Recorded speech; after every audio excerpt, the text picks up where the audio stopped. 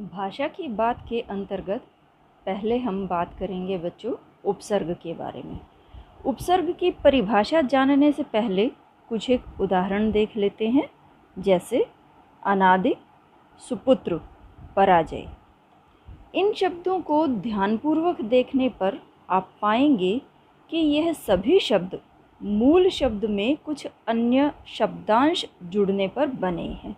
जैसे अनादि शब्द को यदि आप देखें तो आप पाएंगे कि इसमें अन और आदि शब्द जुड़े हुए हैं, जिनमें से आदि शब्द मूल शब्द है जिसमें अन उपसर्ग लगा है।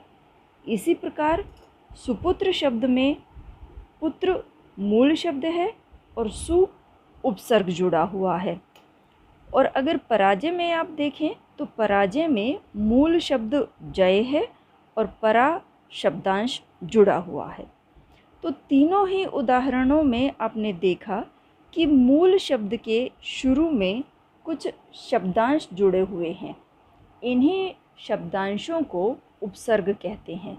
अब इसकी परिभाषा देख लेते हैं, जिससे यह बात और स्पष्ट हो जाएगी। जो शब्दांश शब्दों के पहले जुड़कर उनका अर्थ बदल देते हैं वे उपसर्ग कहलाते हैं।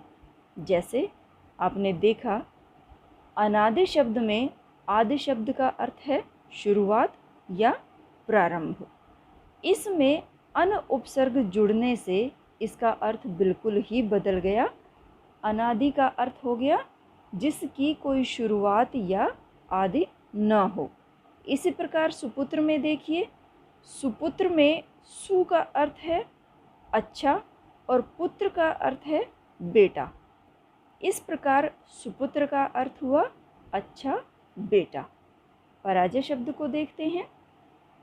पराजय शब्द में परा उपसर्ग का अर्थ है विपरीत और जय शब्द का अर्थ है जीत। लेकिन दोनों शब्दों को जब एक साथ मिलाया गया तो नया शब्द जो पराजय बना उसका अर्थ बिल्कुल ही अलग हो गया और उसका अर्थ हो गया हार, यानी हार जाना। अब मैं आपको कुछ शब्द दे रही हूँ जिन्हें आपने उनके उपसर्गों और मूल शब्दों को अलग अलग करके लिखना है। असफल, अनुचित, अपरिचित, अदृश्य, अनावश्यक, अनिच्छा, अभिमान, अवगुण, नियम, प्रयोग।